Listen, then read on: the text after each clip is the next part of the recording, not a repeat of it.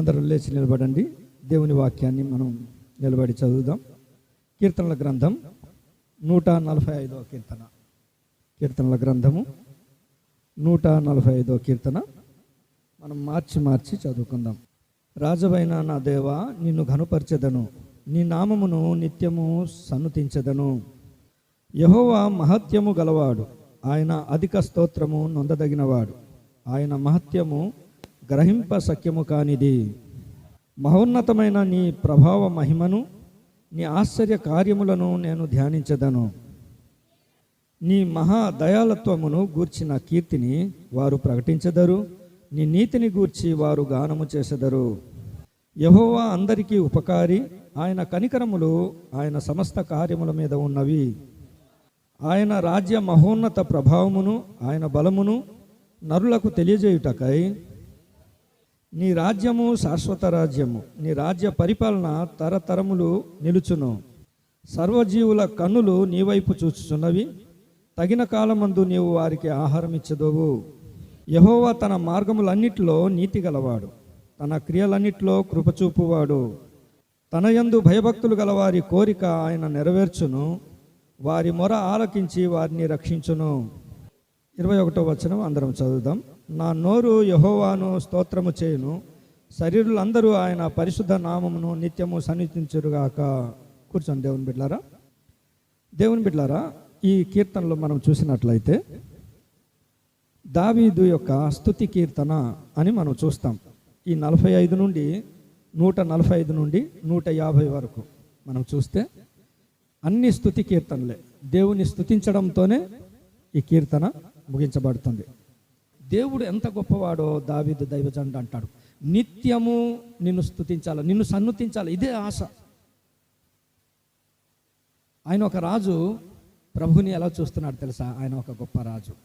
ఆయన యొక్క పొజిషన్ ఇక్కడ మనం చూస్తాం, ఆయన యొక్క పవర్ ఇక్కడ చూస్తాం, ఆయన పర్సనాలిటీ ఇక్కడ మనం చూస్తాం.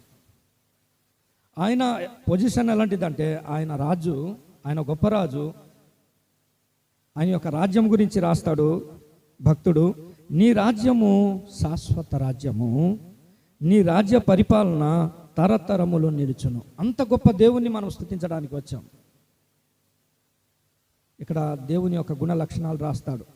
ఆయన ఎలాంటి వాడంటే, ఆయన మహత్యము గలవాడు, గొప్పవాడు. మహత్యము గలవాడు అంటే గొప్పవాడు. ఆయన కార్యములు ఎంత గొప్పవో. ఒకసారి మా అన్నయ్యల మా కారు మేము పట్టుకొని పర్లకిమిడి మేము వెళ్ళాం. కాశీనగర్ అనుకుంటాం. మా అన్నయ్యలు కుమార్తె వాళ్ళ ఫంక్షన్కి. నా కారు ఇక్కడ నెల్లిమర్లకి వెళ్ళేసరికి ఇంకా మొరాయించింది. అయినా నేనేం చేశాను, పర్లేదులే అని అలాగ వెళ్ళిపోతూ అలాగ వెళ్ళే కొలది కొత్తూరుకి వెళ్ళేసరికి బండి పూర్తిగా ఆగిపోయింది. మా అన్నయ్యల కారు 5 మందిని పడుతుంది, సాంట్రో అప్పుడు అనుకుంటాను. ఇంకా మేము 4, అన్నయ్యల 5. మొత్తము ఇంకా మా కారు కొత్తూరులోనే ఉంచేసి, అక్కడ మెకానిక్ ఎవరు లేరు. దేవుడు ఎంత గొప్పవాడో చెప్తున్నాను. దేవుడు నా జీవితంలో ఆయన ఎంత గొప్పవాడో, మహత్య కార్యములు ఆయన ఎలా చేశాడో చెప్తున్నాను. మెకానిక్ ఆ ఊర్లో ఎవరు లేరు. సరే, ఆ కారు అక్కడ ఉంచేసి సాయంత్రం ఆ మెకానిక్ వస్తారంటే అక్కడే ఒక రోడ్డు పాయింట్లో ఉంచేసాము. లాకేసి మా అన్నయ్యల కారులో మేము కాశీనగర్ వెళ్ళిపోయాం. ఫంక్షన్ చూసిన తర్వాత 3:30కి రిటర్న్ అయ్యాం. కొత్తూరుకి వచ్చాం 4 గంటలకల్లా. వస్తే మెకానిక్ని అడిగాం, కారు మెకానిక్ వచ్చాడని. ఈరోజు అతను రాడన్నారు.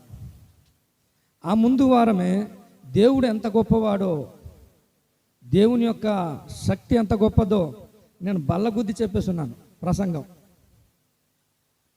ఇంకా మా అన్నయ్యలకి, మీరు ఇంకా అందరు స్టార్ట్ అవ్వండి అన్నాను. నేను దీనమ్మ కారులో కూర్చున్నాను, ప్రార్థన చేశాను. ప్రభువా, నువ్వు మహత్యము కలిగిన దేవుడవు, నువ్వు గొప్పవాడవు, నా జీవితంలో నీ గొప్పతనం నేను చూడాలి ప్రభువా అన్నాను. కార్ స్టార్ట్ చేశాను. స్టార్ట్ అయింది. ఆఫ్ చేసేస్తే ఆగిపోద్ది, ఇంకెవడో తోయాలా, ఇంకెవరు తోడేయడానికి లేదు. సరే, యేసు నామములో ఇంకా ప్రయాణం. ఎక్కడి నుండి, కొత్తూరు నుండి ఇక్కడికి దగ్గర 70-80 కిలోమీటర్లు. అప్పుడు వర్షాలు పడున్నాయి. బస్సు వస్తే సింగిల్ రోడ్డు, బురదలో దిగిందా ఇంక బండి కదలదు. బండి ఏమైందో తెలియదు. సరే, ఆన్ చేశాం.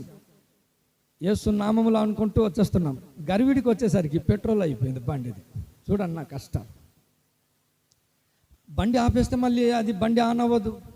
ఎట్టోగట్ట అక్కడ ఆన్ అయింది. అప్పుడు పెట్రోల్ బంక్ దగ్గరికి వచ్చి నేను అతనికి అన్నాను, బాబు పెట్రోల్ వేసుకుంటాను కానీ బండి ఆగిపోతే నువ్వే తోయాలి, మరి చూసుకో అన్న. సర్లే తోసేస్తాం సార్ అన్నారు ఆ పెట్రోల్ బంక్ వాళ్ళు. ఎందుకంటే ఈ తాళము తీయకపోతే పెట్రోల్ వేయడానికి లేదు. అప్పుడు మారుతి కారు ఉండేది. తాళము ఆఫ్ చేశాను, అతనికి ఇచ్చాను, పెట్రోల్ వేశారు. వేస్తున్నాములో మళ్ళీ అని ఆన్ చేశాను, మళ్ళీ ఆన్ అయింది. ఇంకా నాన్ స్టాప్, ఇంకా మరి ఏం చూడకుండా డైరెక్ట్ కొట్టుకొని వచ్చాము. ఇక్కడ కలెక్టర్ ఆఫీస్ దగ్గరికి వచ్చాము. ఆ సర్కిల్ దగ్గర ఉంది. అక్కడికి వచ్చేసరికి బండి ఆగిపోయింది. ఇంకా బండి ఆన్ అవ్వట్లే. అయితే డౌన్ ఉంది మా ఇంటికి.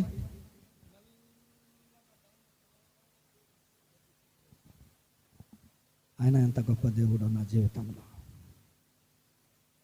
ఆయన యొక్క మహత్య కార్యములు అన్సెర్చబుల్, దాన్ని మనం అర్థం చేసుకోలేమని భక్తుడు చెప్తున్నాడు. అంత గొప్ప దేవుడు. అందుకే దేవుని యొక్క మహత్యము గురించి, దేవుని యొక్క గొప్పతనం గురించి ఇందులో చూస్తాం. ఆయన ప్రభావ మహిమల్ని ఇక్కడ రాయడం మనం చూస్తున్నాము. ఆ దేవుడు ఎలాంటి వాడంటే దయా దాక్షిణ్యములు కలిగిన వాడని ఈ లేఖనాల్లో కీర్తనకారుడు చెప్తున్నాడు. ఆయన దయ కలిగిన వాడు, ఆయన కృప కలిగిన వాడు, దీర్ఘశాంతము కలిగిన వాడు, ఆయన బలవంతుడు. ఆయన యొక్క గుణ లక్షణాలు మీరు ఇంటికి వెళ్ళిన తర్వాత చదవండి. ఎంత గొప్ప దేవుడో. అలాంటి దేవుణ్ణి ఆరాధించడానికి మనం వచ్చాం. ఆగిపోయిన మన జీవితాల్ని ముందుకు సాగించేవాడు. ఆయన తన కృపనిచ్చి తన నీతిని బట్టి నీతి మార్గంలో ఆయన నడిపించేవాడు. అలాంటి గొప్ప దేవుడు మన జీవితంలో ఏమై ఉన్నాడో, మనకేం చేస్తున్నాడో ఒక 3-4 విషయాలు చెప్పి నేను ముగించేస్తాను. చూడండి 9వ వచనం, 145వ కీర్తన. చాలు చాలు చాలు చాలు. యెహోవా ఆయన యొక్క పర్సనాలిటీ గురించి మనం చూస్తే ఆయన అందరికీ ఉపకారి. అపకారం ఎప్పుడు చేయడు. మంచి వాళ్ళ మీద, నీతిమంతుల మీద, అనీతిమంతుల మీద ఆయన వర్షమును. చర్చికి వచ్చినా నీకు ఉపకారమే, చర్చికి రాకపోయినా, ఎగ్గొట్టేసినా, దేవుణ్ణి ఏమనుకున్నా, నువ్వు అర్థం చేసుకున్నా అర్థం చేసుకోకపోయినా, నీ ఎడల, అందరి ఎడల ఆయన ఉపకారి. మంచి చేసేవాడు దేవుడు, కీడు చేసేవాడు కాదు. మన ప్రభు ఎలాంటి వాడు అంటే ఆయన, అందుకే ఒక భక్తుడు రాస్తాడు, ఎంతో ఎంతో మంచివాడవు. ఆ ప్రభు ఎలాంటి వాడట, ఎంతో ఎంతో మంచివాడవు, మంచివాడవు యేసు, మంచివాడవు. ఆయన మంచివాడు, ఎంతో మంచివాడు. ఆయన అందరి ఎడల తన కృపను చూపి మేలు చేయవాడు. అందుకే మీరు చూడండి మార్కు సువార్త 5వ అధ్యాయంలో ఒక ముగ్గురు గురించి వ్రాయబడింది. ఒక ముగ్గురు వ్యక్తులు అక్కడ మనకు కనిపిస్తారు. మొట్టమొదటి వ్యక్తి చూస్తే 3-4 వచనాల్లో ఒక మాట వ్రాయబడింది. మార్కు సువార్త 2 మాటలు ఇక్కడ చూస్తాం. ఎవడును వానిని కంట్రోల్ చేయలేకపోయారంట. ఎవరు కంట్రోల్ చేయలేని పరిస్థితిలో ఒక వ్యక్తి ఉన్నాడు. ఎవరు సాధు చేయలేని పరిస్థితుల మధ్య ఒకడు ఉన్నాడు. మనం కూడా అప్పుడప్పుడు మన కంట్రోల్ ఎవరు చేయలేరు. ఒకరు ఉండేవారు, అన్కంట్రోల్ అయిపోయిందా కంట్రోల్ చేయడం ఆ వ్యక్తి ఎవరి వల్ల అవ్వదు. కొంతమంది చూడండి, వారి జీవితాల్లో కంట్రోల్ తప్పితే వాళ్ళని కంట్రోల్ చేసే వాళ్ళు ఎవరు ఉండరు. Uncontrolled person. ఎవడును సాధు చేయలేని పరిస్థితుల మధ్య దేవుడు అతనికి ఎంత మేలు చేశాడు తెలుసా, ఎంత ఉపకారం చేశాడు తెలుసా. అతని గురించి వ్రాయబడింది 15వ వచనంలో, స్వస్థ చిత్తుడై దేవుని పాద సన్నిధిలో ఎంత ఉపకారం చేశాడు. పాడైపోయిన జీవితాలు, చెదిరిపోయిన జీవితాలు, ఎవరి వలన బాగు కాలేని ఈ వ్యక్తి ఒకరోజు దేవునితో ఎన్కౌంటర్ చేయబడ్డాడు. స్వస్థ చిత్తుడుగా ఉన్నాడు అనేసి అక్కడ వ్రాయబడింది. 20వ వచనంలో చూస్తే దెకపోలిలో సువార్త ప్రకటించాడండి. నిరుపయోగమైన వ్యక్తి దేవుడు ఎంత ఉపకారం చేశాడు. ఈరోజు ఇక్కడికి వచ్చావు, నీ జీవితంలో కూడా అదుపు తప్పే పరిస్థితులు ఉన్నాయేమో, నీ కుటుంబంలో, నీ వ్యక్తిగత జీవితంలో, నీ భవిష్యత్తు. బట్ దేవుడు ఉపకారి, అందరికీ ఉపకారి. దెకపోలి అంటే 10 పట్టణాలకి, గలిలియా ప్రాంతంలో ఉన్న ఆ ప్రాంతంలో 10 పట్టణాలు ఉన్నాయి. 10 పట్టణాల్లో సువార్త చేయగలిగినంత సామర్థ్యం కలిగిన ఒక వ్యక్తిని చేశాడు. ఎంత ఉపకారం చేశాడు. రెండోది చూస్తే యాయూరు కుమార్తె మనకు కనిపిస్తారు. యాయూరు యొక్క కుమార్తె పరిస్థితి ఏంటంటే 23వ వచనంలో చూస్తే, నా చిన్న కుమార్తె చావనై ఉన్నది అంటాడు. అదే రీతిగా ఆమె గురించి మరొక మాట ఏమని వ్రాయబడిందంటే, ఆమె గురించి 35వ వచనంలో చూస్తే, నీ కుమార్తె చనిపోయింది. ఇలాంటి వ్యక్తిని దేవుడు బ్రతికించినట్లు 43వ వచనంకి వచ్చేసరికి ఆమెను బ్రతికించినట్లుగా 34లో చూస్తే 43కి వచ్చేసరికి ఆమె బ్రతికినట్లు మనం చూస్తాం. మన ప్రభువు ఉపకారం చేసేవాడు. చనిపోయే పరిస్థితిలో చచ్చిపోయిన జీవితాల్ని దేవుడు బ్రతికించి ఉపకారం చేసే దేవుడు. అందుకే ఆ మంచి దేవుని మనం ఆరాధన చేయాలా. మరొక ఆమె 12 సంవత్సరాల నుండి బాధపడుతుంది. ఆమె గురించి ఏమని వ్రాయబడిందంటే 25వ వచనంలో మనం చూస్తే, ఆమె అనేక వైద్యముల చేత ఎన్నో తిప్పలు పడిందట. మనం కూడా అప్పుడప్పుడు తిప్పలు పడుతుంటాం, మన బిడ్డల గురించి, మన కుటుంబం గురించి, మన బ్రతుకు గురించి. దేవుడు ఆమెను స్వస్థపరిచి ఉపకారం చేశాడు. మన ప్రభు ఉపకారి. రెండో మాట చూద్దాం, చూడండి త్వరగా. మన జీవితాల్లో ఆయన ఉపకారి. దావీదేమంటాడు తెలుసా? నేను రాసిన పాటలో, నీ దోషములను క్షమించువాడు, నీ సంకటములను కుదిర్చినవాడు. మన దోషములను క్షమించాడు, మన రోగములను భరించాడు, మన సంకటములను ఆయన తీసివేశాడు, పాతాళంలోని మన ప్రాణము దిగజారిపోకుండా కాపాడాడు. ఆయన చేసిన ఉపకారం ఎంత అద్భుతమని ఆయన చెప్తున్నాడు. ఆయన మన పాప దోషములను క్షమించి దేవుని మందిరంలో ఒక పరిశుద్ధుడుగా, పరిశుద్ధురాలుగా దేవుడు మనల్ని కూర్చోబెట్టాడు. ఎంత గొప్ప దేవుడు. అందుకే ఆయన ఉపకార బుద్ధిని బట్టి ప్రభుని మనము స్తుతించాల. ఒకటి. రెండోది చూడండి 14వ వచనం, 145వ కీర్తన 14.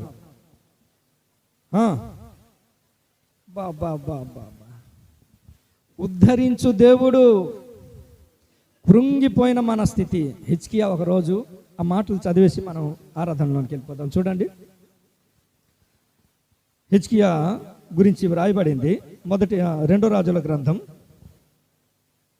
19వ అధ్యాయం 1వ వచనం. 2 రాజుల గ్రంథం. చాలు. ఒక సమాచారం వచ్చింది. గొప్ప దైవజనుడు హిజ్కియా, ఆయన దేవుని అడుగుజాడలో నడిచినవాడు, నీతిమంతుడు, యథార్థవంతుడు, తన పితరుడైన దావీదుని అనుసరించి నడిచిన గొప్ప దైవజనుడు, దేవుని మందిరాన్ని బాగు చేసిన దైవజనుడు. 18వ అధ్యాయంలో ఉంటాయి, మీరు తర్వాత వెళ్ళి చదవండి. ఇలాంటి గొప్ప దైవజనుడికి ఒక సమాచారం వచ్చింది. ఆ పరిస్థితి ఎలా తెలుసా? బట్టలు చింపేసుకున్నాడండి, గోనె పట్ట కట్టుకున్నాడు. ఆలోచన చేయండి, ఒక రాజు. ఎప్పుడైనా మనకు ఆ దుస్థితి వచ్చిందా? కానీ మనం దేవుణ్ణి విడిచిపెట్టేస్తాం. ఆ దైవజనుల్లో ఒక మాట నాకు నచ్చింది. అతని గురించి పరిశుద్ధాత్మ దేవుడు రాస్తాడు. ఇంత బాధపడి బట్టలు చింపుకున్న అతనికి వచ్చిన ఆ పరిస్థితులకి కృంగిపోయాడు. నలుదిక్కుల శత్రువులు వచ్చేసారు. 14వ వచనంలో ఏమంటాడంటే, మందిరములో ఆ సమాచారాన్ని తీసుకొచ్చి పెట్టాడు. ఎప్పుడైనా మనం చేస్తామా? మనం ఊరల్లా చెప్పుకొని తిరుగుతుంటాం. మనం కష్టాలు, బాధలు వస్తే మనకు మనం ఫీల్ అయిపోతుంటాం. కొన్ని దైవజనుడు మనకు నేర్పించే పాఠం ఏంటి తెలుసా? బట్టలు చింపుకున్నంత కష్టం వచ్చింది, కృంగిపోయాడు. ఆ సమాచారాన్ని తీసుకొచ్చి దేవుని మందిరం దగ్గర ఎప్పుడైనా చేస్తున్నామా? మనం కూడా చాలా కృంగిపోయిన సమస్యలు, బాధలు వింటున్నాం. మనం కూడా మన జీవితంలో వ్యక్తిగతంగా, కుటుంబ పరంగా, సంఘపరంగా చాలా విషయాలు మనకు కూడా వస్తున్నాయి, బాధపడుతున్నాం. అయితే దైవజనుడు మనకు నేర్పించిన పాఠం ఏంటి తెలుసా? మందిరానికి వచ్చి మనస్ఫూర్తిగా దాన్ని విప్పిపరిచాడంట. దేవుడు కృంగిపోయిన వారిని లేవనెత్తువాడు, పడిపోయిన వారిని ఉద్ధరించే దేవుడు. ఆరాధన చేద్దామా? రాజుకి గొప్ప సహాయము దేవుని వలన కలిగింది. కృంగుదల ఎగిరిపోయింది. ఒక మాదిరిగా క్రైస్తవ లోకానికి నిలబడిపోయాడు ఆయన. దేవుని బిడ్డలారా, మన జీవితాల్లో కష్టాలు, బాధలు, మన జీవితాల్లో ఎప్పుడు ఏ సమస్యలు వచ్చినా మనం కృంగుదల అవ్వడానికి, మన బిడ్డల విషయంలో, మన కుటుంబం విషయంలో, మన చదువు విషయంలో కృంగిపోవడానికి వీల్లేదు. ఆయన ఉద్ధరించువాడు, ఆయన లేవనెత్తువాడు. మందిరానికి వచ్చారు. నా జీవితంలో నేను ఎలా ప్రాక్టీస్ చేసుకున్నాను తెలుసా? అంటే సేవకి రాకముందు, ఇప్పుడైనా సరే అంతే, మనస్ఫూర్తిగా ప్రభు సన్నిధిలో చివరి ప్రార్థన చేసినప్పుడు మనస్ఫూర్తిగా ప్రార్థన చేసుకుంటాను. దైవజనుడు చివరి ప్రార్థనలో ఆమెన్ అన్నప్పుడు నేను కూడా ఆమెన్ అంటాను. నా కష్టాలన్నీ, నా బాధలన్నీ నా ప్రభు సన్నిధిలో మొరపెడతాను. Now I'm scene. చూడండి, నాకు పాటలు పాడడం రాదు, కానీ అందరు పాటలు పాడుతుంటే నేను పాడినట్టే ఫీల్ అవుతాను. ఆశ. తర్వాత మాట చూడండి, మరొక మాట, ఆయన కృంగిపోయిన వారిని లేవనెత్తువాడు, పడిపోయిన వారిని ఉద్ధరించువాడు. మరొక మాట 18వ వచనం, 145వ కీర్తన. సమీపము, సమీపము. ఆయన మనకు దగ్గరగా ఉన్న దేవుడు. నాకు తోడుగా ఉండి, నాకు నీడగా ఉండి. చాలా కష్టాలు, చాలా ఇబ్బందులు వస్తున్నాయి సేవలో. బలమైన వృషభములు నా పైకి లేవాగా, భయపెట్టు బంధకములు నన్ను ఆవరించగా. నాకు తోడుగా, నాకు నీడగా, నీ పర్ణశాలలో నన్ను కాయుచున్నావు. ప్రభువా, కేవలం నీ కొరకు కొన్ని ఆత్మలు సంపాదించాలన్న ఒక ఆశ. ప్రేర్ అయిపోయిన తర్వాత 70 కిలోమీటర్లు మరలా పరిగెట్టి వెళ్ళాలి, మరలా వస్తుంటాను. ఒకే ఒక ఆశ, బలిపీఠం దగ్గర యాజకుడు ఉండాలన్న ఒకే ఒక కోరికతో ఇక్కడ ఉంటున్నాను. ఆఫీస్ పక్కన అన్ని కంఫర్టబుల్ నాకున్నా, యాజకుడు బలిపీఠం దగ్గర ఉండాలన్న ఒకే ఒక ఆశ. దేవుని బిడ్డలారా, ఆయన సమీపముగా ఉన్నవాడు. కష్టాలు వచ్చినా, బాధలు వచ్చినా హిజ్కియా మొరపెట్టాడు, దేవుడు సమీపంగా వచ్చేసాడు. యెహోషాపాతు మొరపెట్టాడు, ఆయన సమీపంగా ఉన్నాడు. అందుకే నీ జీవితంలో, నా జీవితంలో ప్రభు నీకు సమీపంగా ఉండాలని ఒక ప్రార్థనా సమయం మనకుంది. జూమ్ ప్రార్థన పరిచర్య. ఆ పరిచర్యలో నువ్వు పాటలు పాడాలని, నువ్వు ప్రార్థన చేయాలని, కొంతమంది పరిశుద్ధుల్ని కష్టాల నుండి, బాధల నుండి తప్పించాలని నీ ప్రార్థన అవసరం. నీ ప్రార్థన జీవితం సంఘానికి అవసరం. ప్రార్థన చేసేవారికి ఆయన సమీపము. చివరి మాట చూడండి, 20వ వచనం. ప్రేమించు వారిని కాపాడే దేవుడు మన దేవుడు. ఒకటి మనం చూసాం, ఆయన ఉపకారి అయిన దేవుడు.